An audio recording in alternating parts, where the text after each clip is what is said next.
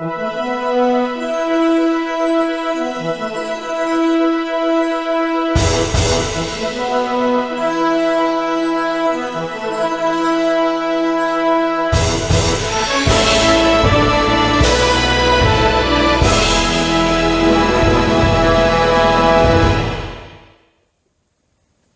up the final Christmas movies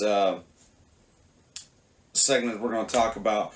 We're going to talk about a few more movies here. Then we're going to go into the John Hughes movies. I'm just going to bundle this all in one video for right here. First one I want to talk about is Miracle on 34th Street, the original. This is a classic movie, and this is the movie that kind of set the standard for like all the Santa Claus Christmas movies, and was so well received back in its day, and it's just a classic movie, and it's just a wonderful telling of of a pure Christmas story and how it is. The film stars. I gotta think up the Edmund Gwynn as Santa Claus, Maureen O'Hara as the mother, and Natalie Wood as the little girl here. Classic film, and of course the film was so popular that even amongst the studios at the time when the film was being made, they wanted to rush the picture out. Plus, there was also a scheduling conflict with the theaters. They had all these other movies in production that they wanted to release at Christmas time. And so 20th Century Fox had no choice but to release this film in the middle of summer. Now get this. They were very, very careful. And I've flashed the poster up for you. The big thing they had to be careful is not to reveal the fact that it is about Santa Claus.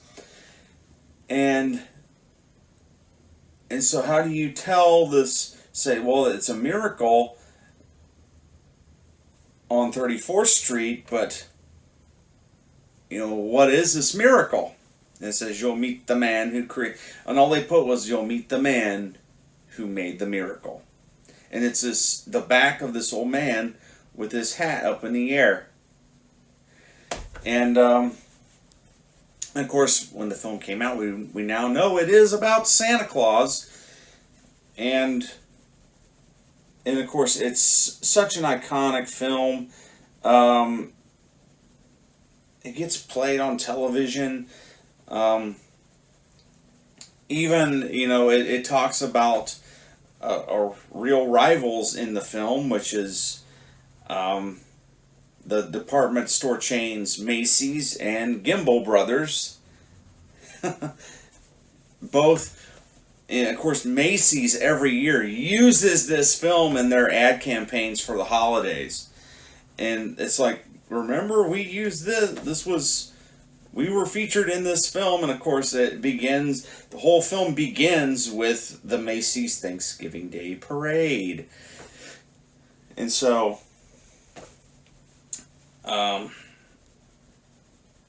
if you've never seen the movie, I'll just quickly recap what goes on. It's about Maureen O'Hara. She's a top paid person in the Macy's department store chain, and they're putting on the Macy's Thanksgiving Day Parade. But the Santa Claus that they have chosen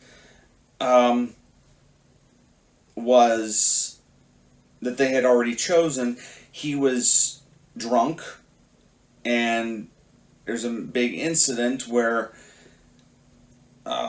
they have to fire that Santa Claus, and so they desperately go out at the last minute to find somebody to play Santa Claus. Well, they find the man who reports the fake Santa Claus to to step in and fill the shoes, and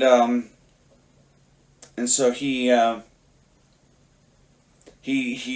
does the part in the parade, and they say report to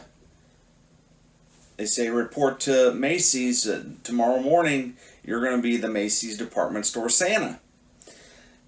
And they start going through his records.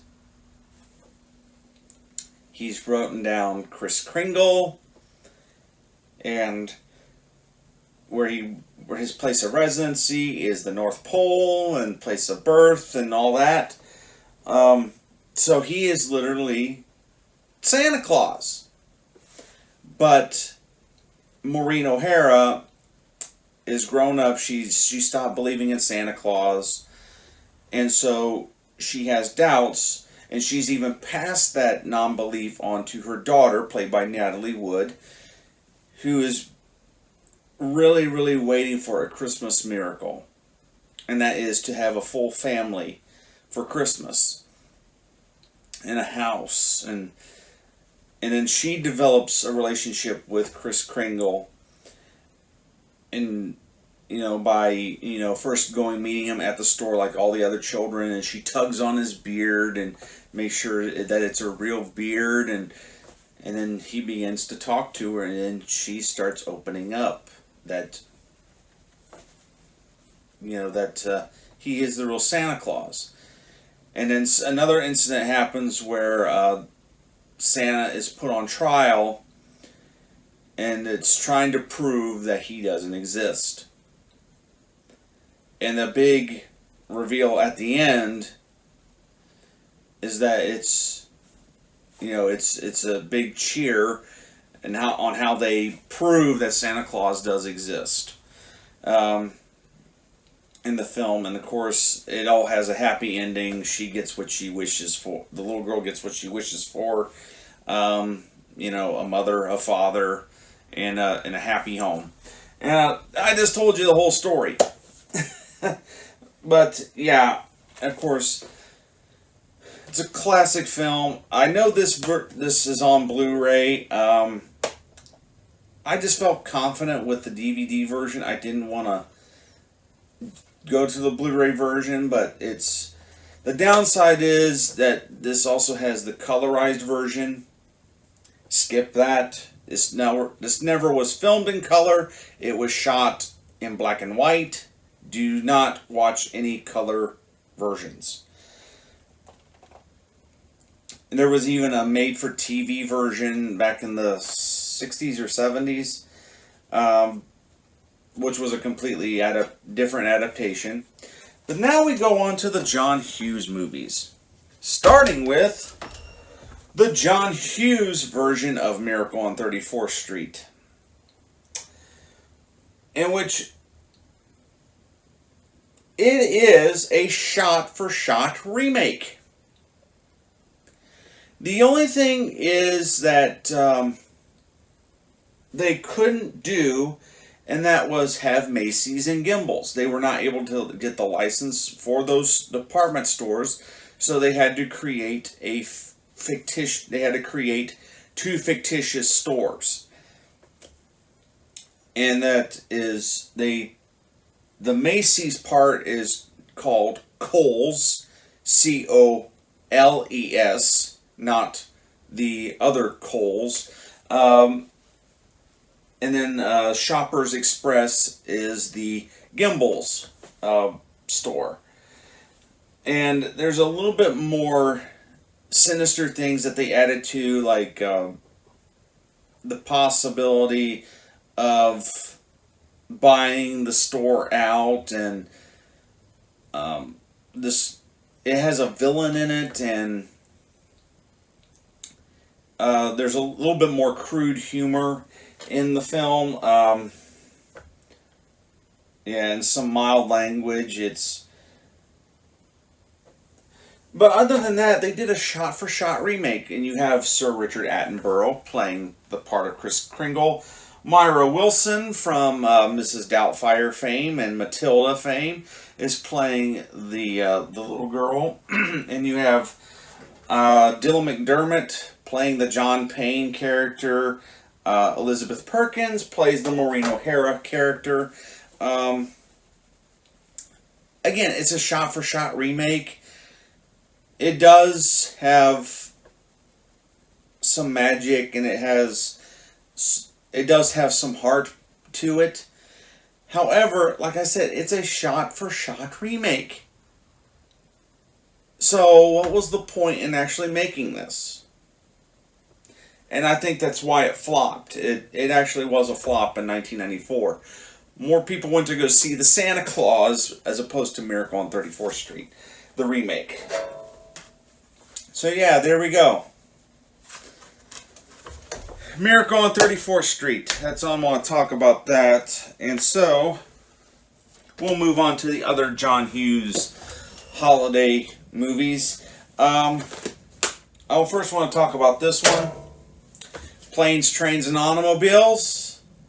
It's really not a Christmas film, but it's a Thanksgiving film, but still ties into the whole thing about getting home for your with your family during the holidays, and of course, John Candy driving Steve Martin nuts, and then you find out that there actually is a little bit of a tragedy with John Candy there, but yeah, it's very funny, and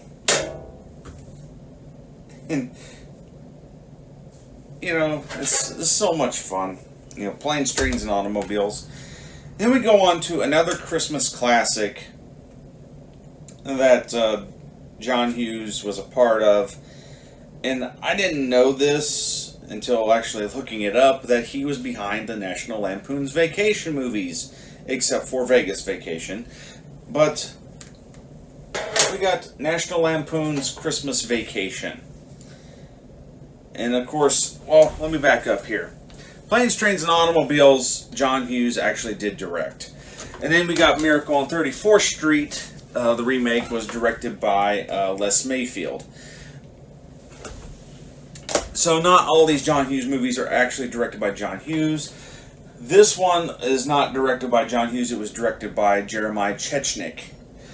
And so we got National Lampoon's Christmas Vacation. And this is a perfect movie, and everyone laughs. I think this movie's hilarious because everybody can relate to what goes on with this movie. And, we've had the improperly cooked dinners. We've had the family members that you can't stand. The hanging of the Christmas lights and all the entanglements, the tree fires and all this stuff that goes on. And of course, the movie's just classic. I